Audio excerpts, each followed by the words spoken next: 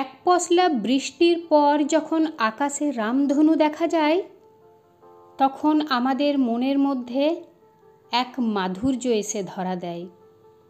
হয়তো তা প্রাকৃতিক নিয়মে, আবার হয়তো বা বিজ্ঞানসম্মত কারণেই আমরা আকাশে রামধনু দেখতে পাই।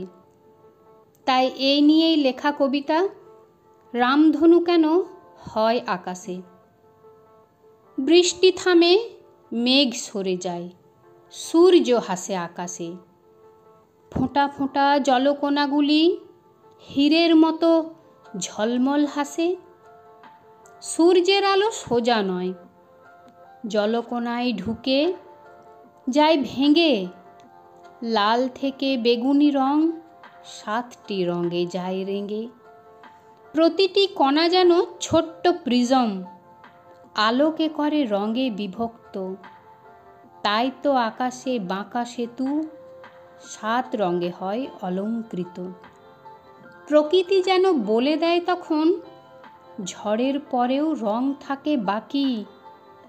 জীবনেও তেমনি আশা রয়ে যায়, দুঃখ পার হলেই রঙিন ফাঁকি। বৃষ্টি থামার পর মেঘের দোলানো আঁধার সরে যায় ধীরে ধীরে। 7টি রঙের রামধনু ওই জেগে ওঠে আকাশের বুক চিরে।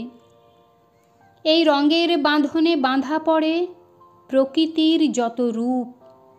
সেই রূপ দেখে দেখে স্বাদ মেটে না, তাই করে থাকি চুপ। এই রামধনু শুধু রঙের খেলা নয়, এটা ভালোবাসার ভাষা। বৃষ্টির দুঃখে, সূর্যের হাসিতে জীবন যেন নতুন করে সাজায় রঙিন পাশা। শিশুরা দেখে তার মায়ার ঝলক, বৃদ্ধের মনে সবুজ পাতা। রামধনু বাঁধে হৃদয় সেতু, যেখানে মিশে থাকে সুখ দুঃখের মধুর গাথা।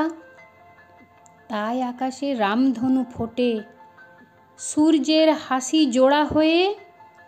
রঙে রঙে ভরে আকাশ পৃথিবী, একসাথে এক উপহার নিয়ে।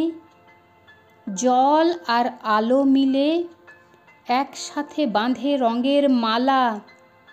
রোদ বৃষ্টি চুপি চুপি করে প্রেমের গভীর গোপন খেলা।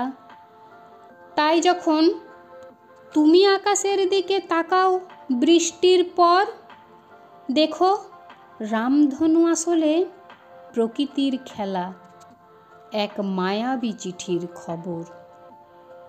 রামধনু আসলে অশ্রু ও আলোর মিলিত রূপ, যেখানে কান্নার ফোঁটার ভেতরে জেগে ওঠে জীবনের স্বরূপ। নমস্কার।